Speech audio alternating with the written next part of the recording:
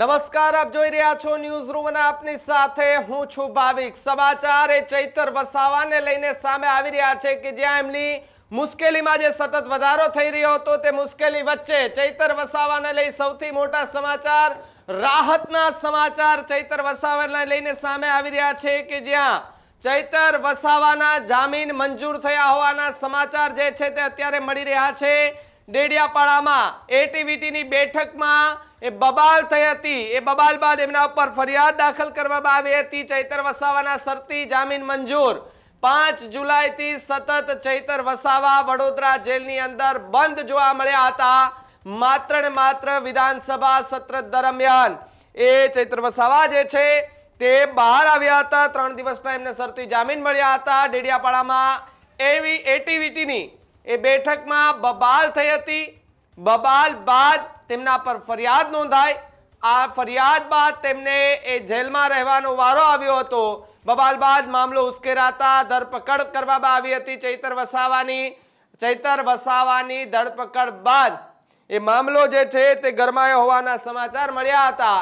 પરંતુ છેલ્લા લાંબા સમયથી ચૈતર વસાવા કે જે જેલની અંદર બંધ જોવા મળી રહ્યા હતા, તો બીજી તરફ તેમની જામીન અરજી અનેક વખતે ફગાવી દેવામાં આવતી હતી। તેમની મુશ્કેલીમાં સતત ને સતત વધારો જે છે તે જોવા મળી રહ્યો હતો। ત્યારે અત્યારે એવા સમાચાર મળી રહ્યા છે, રાહતના સમાચાર ચૈતર વસાવાને લઈને પણ કહી શકાય છે કે જ્યાં ચૈતર વસાવાની જામીન અરજી એ મંજૂર થઈ ગઈ છે અને સાથે જ જો વાત કરવામાં આવે તો કેટલીક શરતો રાખવામાં આવી હોવાની વિગતો અત્યારે સૂત્રો પાસેથી મળી રહી છે। જેમ માહિતી આવશે એમ અમે તમને એ સતત ને સતત અપડેટ આપતા રહેશું। પરંતુ અત્યારે જે પ્રમાણે સમાચાર મળ્યા કે જેની અંદર આમ આદમી પાર્ટીના ડેડિયાપાડાના ધારાસભ્ય ચૈતર વસાવા કે જેની મુશ્કેલીમાં જે સતત ને સતત વધારો થઈ રહ્યો હતો, આ મુશ્કેલીના વધારા વચ્ચે આ રાહતના સમાચાર એમના માટે કહી શકાય છે।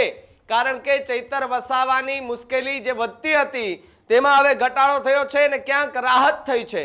હવે તે જેલની બહાર આવશે। સાથે જ એ શરતી જામીન જે છે તે હાઈકોર્ટે મંજૂર કર્યા હોવાની વિગત જે છે તે અત્યારે મળી રહી છે। બીજી તરફ જો વાત કરવામાં આવે તો 5 જુલાઈ એ સમય હતો, 5 જુલાઈની તારીખ હતી, ત્યારથી ચૈતર વસાવા કે જે વડોદરા જેલની અંદર બંધ હતા, એ કાર્યવાહી એમના પર કરવામાં આવી રહી હતી। ત્યારબાદ સમાચાર મળી રહ્યા હતા કે ભાઈ એમની જામીન અરજી પર આજે સુનાવણી છે। આજે સુનાવણી છે, એ સુનાવણી દરમિયાન એમની જામીન અરજી જે છે તે ફગાવી દેવામાં આવતી હતી। જ્યારે કહી શકાય કે ચૈતર વસાવા કે જે વિધાનસભામાં હાજર થાય છે, વિધાનસભામાં 3 દિવસ હાજરી આપે છે, ત્યારબાદ એ વડોદરા જેલ ખાતે ત્યાં હાજર પણ થઈ જાય છે। એમની જે 3 દિવસના જામીન હતા, શરતી જામીન પૂરા કરીને વડોદરા જેલ ખાતે હાજર થઈ જાય છે। પોલીસ જે છે તેમના દ્વારા કહી શકાય કે ચાર્જશીટ રજૂ કરતાની સાથે જ ચૈતર વસાવાની મુશ્કેલી ત્યારે વધી હતી। ચાર્જશીટ પોલીસે રજૂ કરી દીધી એટલે સ્વાભાવિક છે કે પછી નવેસરથી આખી પ્રોસેસ જે છે તે હાઈકોર્ટમાં જામીન અરજી મૂકવી પડે। એ જામીન અરજી એટલે એમણે જે મૂકેલી હતી એ જામીન અરજી પરત ખેંચી અને નવેસરથી આખી જે પ્રક્રિયા જે છે તે હાથ ધરવાની વાત કરવામાં આવતી હતી। પરંતુ અત્યારે એ પ્રકારના સમાચાર મળી રહ્યા છે કે જ્યાં ચૈતર વસાવા કે જેની જામીન અરજી એ મંજૂર થતા અત્યારે આમ આદમી પાર્ટીમાં પણ ક્યાંક નેતાઓમાં ક્યાંક ખુશી જોવા મળી રહી છે।